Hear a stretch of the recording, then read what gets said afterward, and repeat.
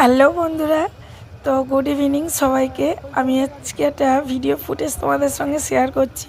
আমি 25শে ডিসেম্বর পিকনিকের বাজার করতে গেছিলাম, তো একটু একটু করে ক্লিপটা তুললাম। লেদারের বাস যায় আমাদের বামনঘাটাতে, তো আমাদের সোনারপুরের যে মার্কেট, সেই মার্কেটের অবস্থা দেখো, একদম 1.5 ঘন্টা যানজট। আমরা যে পথচারী মানে সাধারণ হেঁটে আসবো সেরকমও সুযোগ ছিল না, এত গাড়ি পেশাপিশি। তো মানে তার মধ্যে বাইক আর সাইকেলগুলো এত বাজে ব্যবহার তাদের, বড় গাড়িগুলো যে পাস করবে তাদের যে রাস্তা ক্লিয়ার রাখতে হয় এই সাধারণ জ্ঞানটাও নেই। দেখছো বাইকগুলো কীভাবে পুটকিগুলো বের করে করে আর কেমন করে উঁচু হয়ে হয়ে দাঁড়িয়ে রয়েছে, তো বাসগুলো কি করে বের হবে বলো। এই করতে করতে ঝগড়াঝাটি বেঁধে গেছে, মারপিটও হতে যায় হাতাহাতি বাইকওয়ালাদের সঙ্গে আরও অন্য বাইকওয়ালাদের।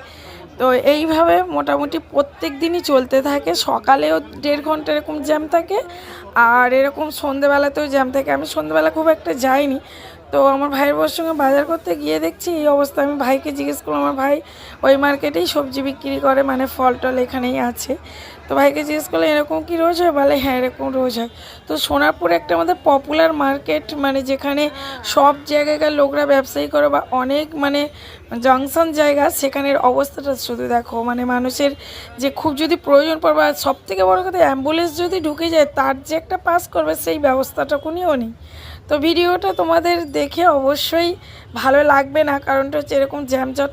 ভিডিওটা শেয়ার করলে আশা করি সরকারের চোখে পড়লে কিছু তো একটা দায়িত্ব নেবে। এই যে অবস্থা।